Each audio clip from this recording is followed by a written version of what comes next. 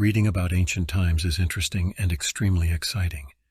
Here are barefooted, sandal-clad legionnaires wrapped in a piece of light cloth, easily and casually fall over the snow-covered Alps, which for some unknown reason from the Middle Ages until the 19th century, suddenly become an insurmountable obstacle for future armies, but not for Roman legionaries.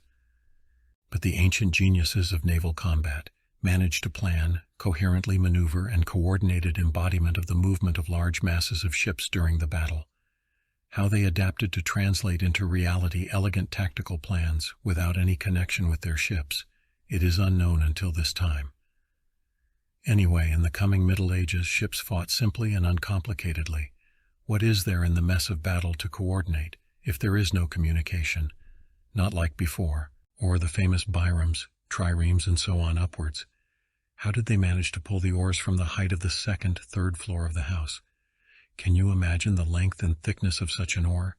And what kind of force should be applied at the short end, at the rower?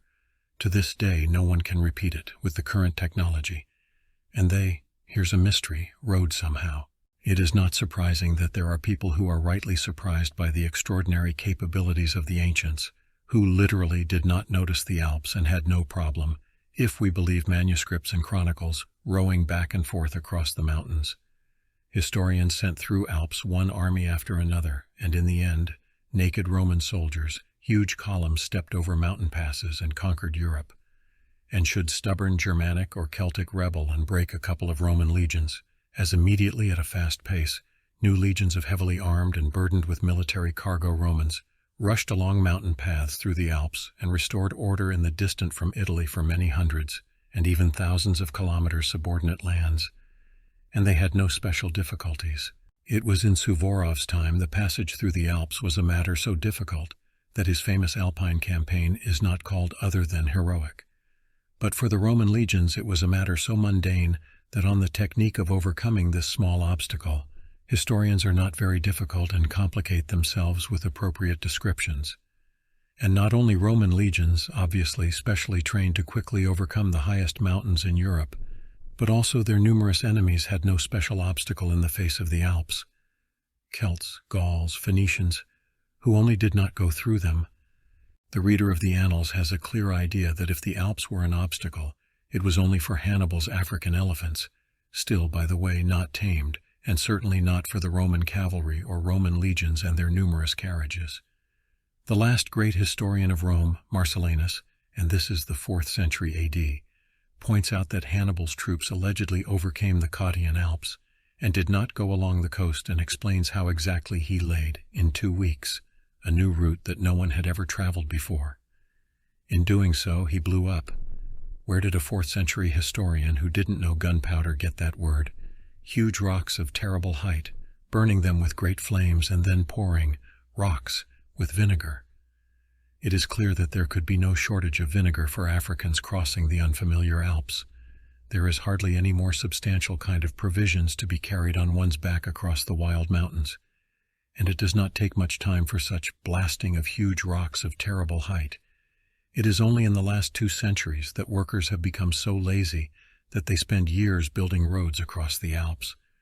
In the presence of military discipline, the glorious Hannibals could not have blown up half of the Alps in a week. One can clearly imagine the picture of a military Roman caravan. Each infantryman carried 49 kilograms of dry rations, weapons, and armor, and provisions for many thousands of horses, formation and draft horses, rode in carts, which according to historians' calculations weighed about a ton each, on narrow, stony mountain paths. If we take the standard number of 1 Roman legion, and the width of the mountain path is not more than 1 meter, based again on the annals, the military caravan stretched for dozens of kilometers.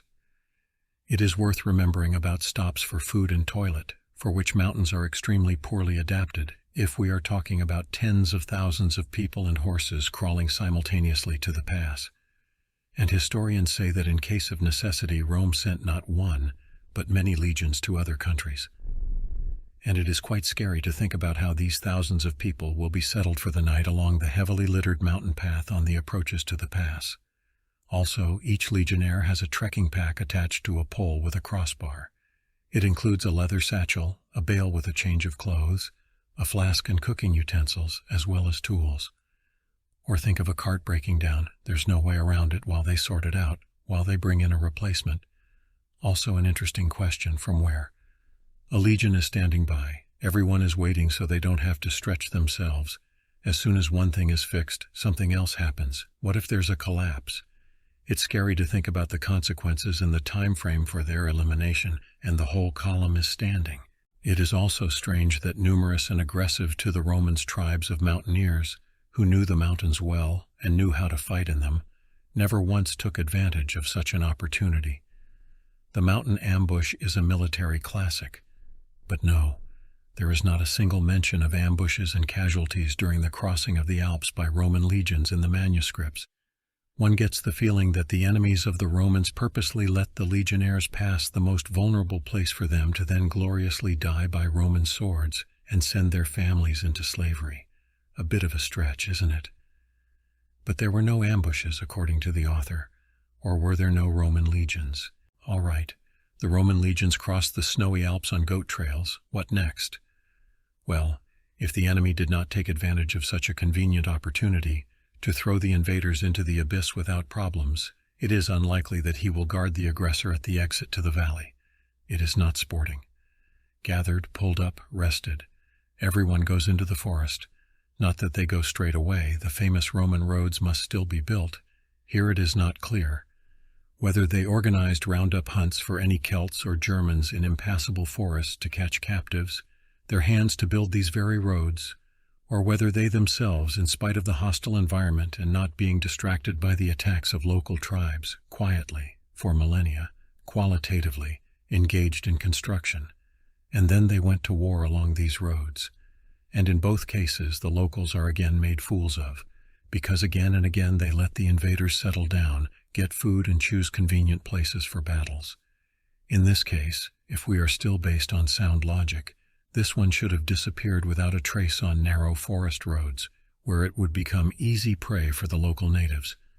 From all this it is possible to draw quite reasonable conclusion that nobody through the conquest of Europe did not go, and Roman roads and fortifications were constructed in peacetime with the help of local population, and in legions served themselves Celts, Gauls, and Germans.